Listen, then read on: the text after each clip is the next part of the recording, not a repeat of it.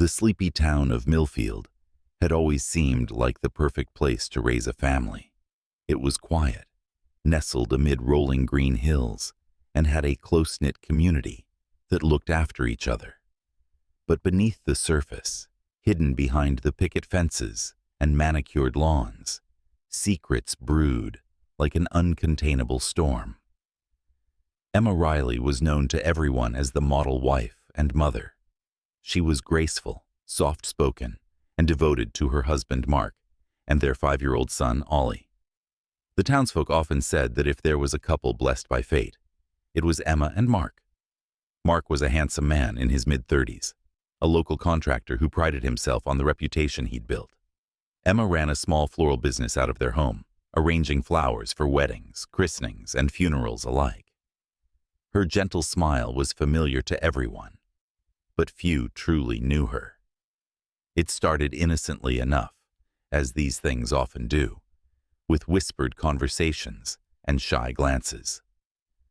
Lily Hayes was Ollie's kindergarten teacher, a young woman with a heart-shaped face and eyes that sparkled with an infectious joy. Mark saw her often when he dropped Ollie off, and soon their casual greetings turned into longer conversations, a coffee here, a lingering look there. Emma noticed her husband seemed distant, but brushed it off as the inevitable exhaustion of work and family life. But the affair grew beyond control. Mark found himself entranced by Lily's spontaneity, her youth, and the way she looked at him as if he were the only man in the world. He began lying about work hours, taking weekend business trips, and spending more and more time away from Emma and Ollie. The thrill consumed him, and he hardly noticed the quiet shift in Emma's demeanor. One chilly November evening, Emma overheard Mark on the phone with Lily, his voice soft and full of longing. The words that were meant for another woman carved into her heart like a blade. The betrayal was sharp, but Emma kept her composure, watching as her husband's back turned and disappeared into the night. She became a ghost in her own home, observing him, studying his movements. Emma was not one to confront or explode in anger. Her pain was slow burning, festering in silence. Weeks passed, and rumors about the affair began circulating in Millfield. Emma's friends hinted at it delicately, pity in their eyes, but she brushed them off. She told herself she wouldn't be humiliated. She would act in her own time, and act she did. On a night heavy with rain, Emma paid a visit to the kindergarten classroom. She knew the school well. Ollie had forgotten his lunch enough times for her to feel at ease, wandering its halls. Lily was there, marking some papers, under the dim classroom light, oblivious to the shadow that loomed behind her. "Mrs. Riley," Lily said, a hint of surprise and discomfort in her voice. Emma smiled, a slow, unsettling smile, and took a step closer. "I thought it was time we had a talk." The young teacher's face paled, her eyes darting to the door. I'm sorry. I didn't mean—" "You didn't mean to do what?" Emma asked softly. Her tone was even, gentle, almost motherly, but her eyes betrayed a storm that could no longer be contained. The hurt, the betrayal, the anger had brewed into something darker. The next morning, Lily Hayes's body was found by the janitor. The details were grim.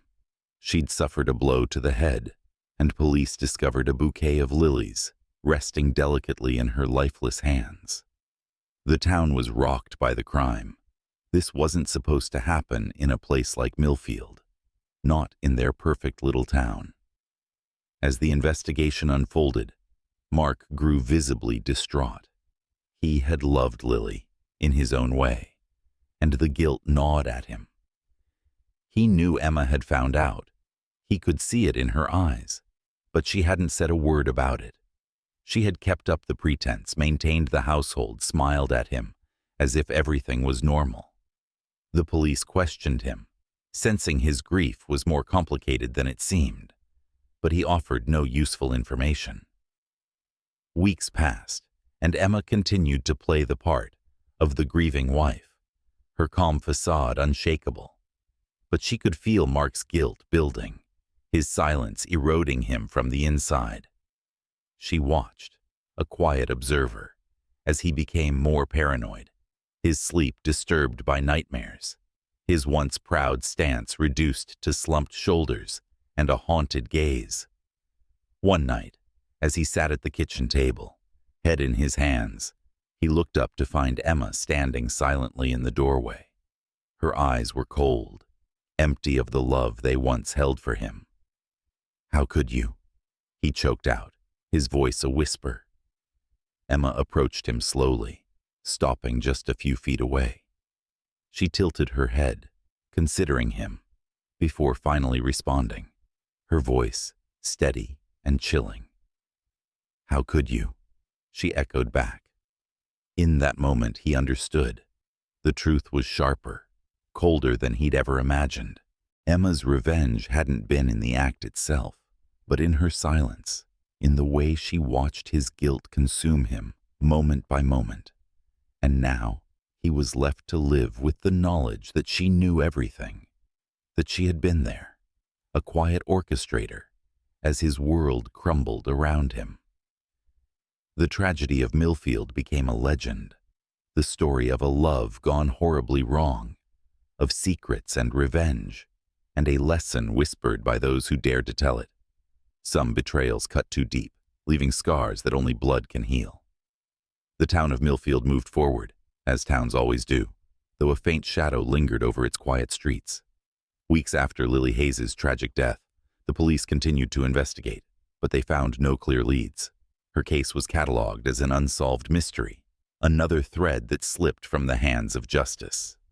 Most in town thought it was a stranger who had drifted through, committing an unthinkable crime and vanishing just as quickly. And Emma Riley let them think so.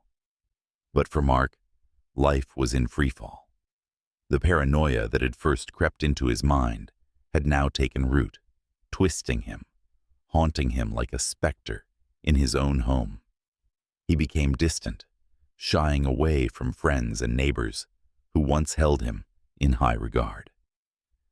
When he went into town, he imagined he saw judgment in every glance, whispers following his every step. He hardly slept, his mind whirling with thoughts of what he'd done and what he had lost. Emma observed him from a distance, her silence like a vice around his guilt. She never spoke of Lily. She never once confronted him about his betrayal. Yet her eyes, so calm and quiet, said enough. Every dinner they ate together, every moment he spent under her gaze, felt like a test he was bound to fail. One evening, after another agonizing day, Mark sat alone in the living room, nursing a drink. He hadn't been able to look his son in the eyes for weeks, feeling unworthy of even that small sliver of love. The house was oppressively silent. Emma was upstairs, tucking Ollie into bed. The warmth in her voice, the way she read to their son with a tenderness that felt like a relic of another time, tore at his soul. He didn't know how to keep going. How could he, with her eyes always watching, her silence always pressing down on him? The thought haunted him day after day, and one night he could take it no longer. He found himself at the police station, sitting across from a detective he barely knew. His confession was halting, tortured. He confessed to everything, the affair, the lies, the shame he brought to his family. He held nothing back, except the details of the murder. "I know you think it was me," he told the detective, his voice shaking. "I know everyone in this town thinks it was me, and maybe I deserve it. But I didn't kill her." Detective Larkin listened patiently, his eyes narrowed. He knew Mark was broken, and though the case had gone cold, Larkin still felt the eerie sense that something more sinister lay beneath the surface. But Mark's words were vague, his remorse unconvincing, without the hard evidence they needed. The detective released him that night, but not without a stern warning. You might be free, but the truth has a way of revealing itself, Mark. Keep that in mind. Mark returned home, the weight of his failed confession pressing down on him. He hoped, maybe naively, that unburdening himself might lessen the torment he felt. But nothing changed. Emma's gaze, as still and cutting as ever, greeted him upon his return. It was as though she knew everything he'd done, every thought he'd tried to hide. One winter's evening, in a rare moment of courage, he finally broke. The silence between them had become unbearable, a vast chasm he could no longer navigate. "Emma?" he whispered, his voice hoarse. She didn't look up, continuing to fold laundry methodically. "Emma." He tried again, louder this time. "I know what you think of me, what I did." At last, she paused, her hands stilling, her gaze lifting to meet his. "What do you think you did, Mark?" she asked, her voice barely above a whisper, chillingly even. He tried to speak, but the words died on his lips. Her calmness unnerved him. A terrible thought crossed his mind, one that had danced at the edges of his conscience for weeks, but he had refused to entertain it. He swallowed, the bitter taste of dread in his throat. You were there, weren't you?" he asked, the question hanging between them like a loaded weapon. Emma's expression didn't falter, but he saw a flicker in her eyes, a brief, haunted flicker that confirmed his worst fears, and in that fleeting moment, Mark realized the truth. She had been there that night, watching him destroy their family in silence, plotting her own brand of justice. The months that followed were torturous. Mark stayed in the house, bound by his guilt and a subtle, all-consuming fear of his wife. He went through the motions, a prisoner in his own home. He knew he would never be free of her silent, unyielding punishment, and Emma, in her way, knew she had won. He would live with his guilt, bound to her forever by the invisible shackles of his own betrayal. Eventually, rumors began to circulate again. People in town said that Mark Riley had lost his mind, that he was haunted, seeing things in shadows, talking to himself.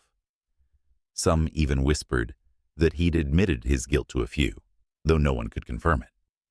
The townsfolk accepted that they would never know the full story behind Lily Hayes' tragic end, but that only added to the eerie tale that echoed in Millfield's quiet streets. And Emma Riley continued to live her life, the perfect mother, the perfect wife. She cared for her son, managed her floral business, and greeted her neighbors with that same gentle smile. No one suspected her, and no one ever would.